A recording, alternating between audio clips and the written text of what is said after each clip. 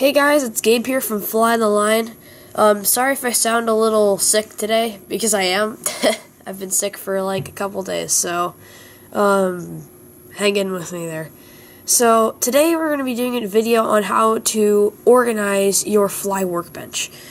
This is most I've seen, like, before me and my dad started organizing our fly bench, it was very messy.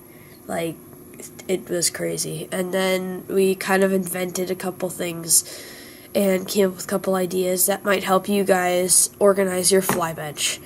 So the first thing that we do is we have this thing. Some of the things are falling out, but what we did is, it's a fly tool holder. We're going to expand ours, and I'll do a video on our expanded version that we made. What we did is we drilled certain size holes to hold different materials. So, like, to hold our bobbin, we drew a small size hole. And to hold our hackle pliers, another size hole. And then to hold our 3 scissors, and then our brushes and stuff. Yeah, we did that. Then also, what we did is we have giant fly boxes, and you'll see is I have them all organized by size. See, they're all organized by size, and I have 3 of those. So one I haven't put together, but the other 2 I have.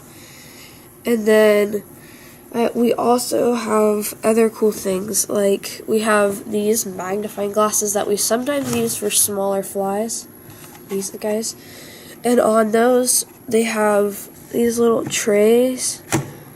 Let me see if I can get them off.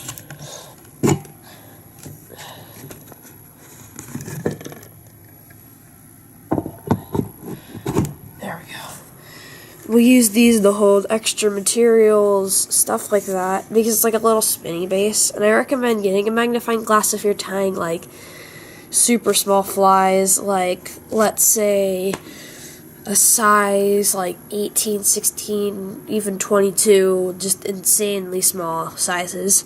And I just hold, like, just some extra flies that I've tied recently before I put them in my box. And I hold, like, my wax, my Sally Hansen's, my stacker, extra hair fibers before I throw them away at the end of a tie.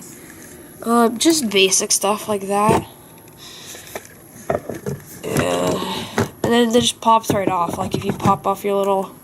Usually these little magnifying glasses will pop off, and then you can use them. Here's a preview. My dad's writing is a little messy, like mine. But this is just a quick draw of what we're going to do. This is sort of going to look like, if you can tell. These are back holes to hold different materials. We'll have little things that come up that hold thread. And it's going to come down right here. Like, you can put it up, and then it'll come down. It's hard to tell. He has it all planned out, and I'll definitely come in and I'll show that to you guys once we get that built. So that's some of the other things. We also have a little tool holder.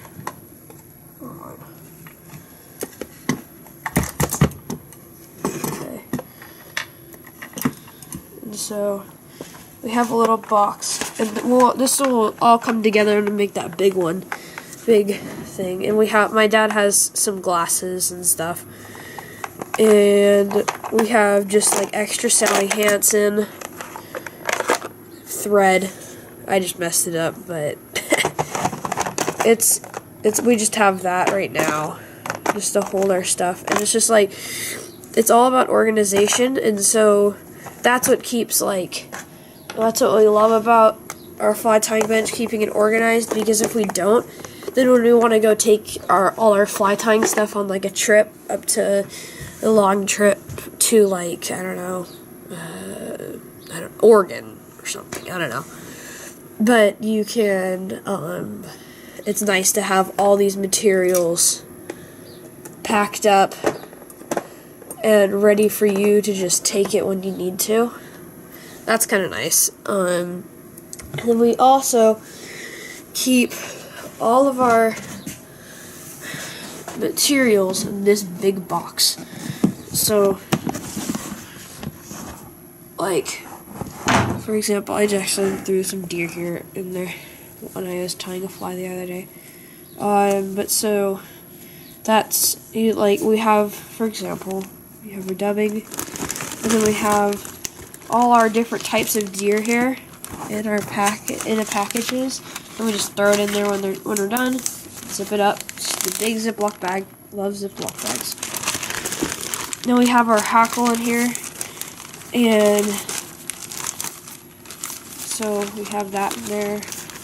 Then we have also like assorted feathers in their little packages.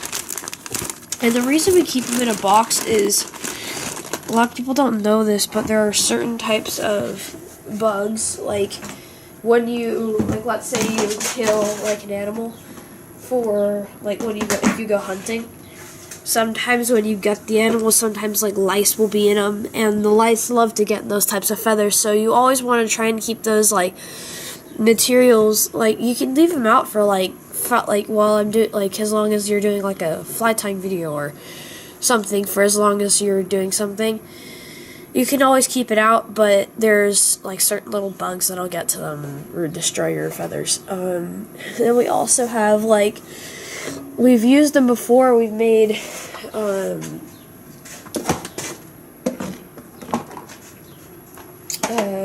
we've like dyed some certain like hairs and fibers before using Sharpies, and we just have like a little box. We have a deer antler in here. I don't know why my dad put that in there.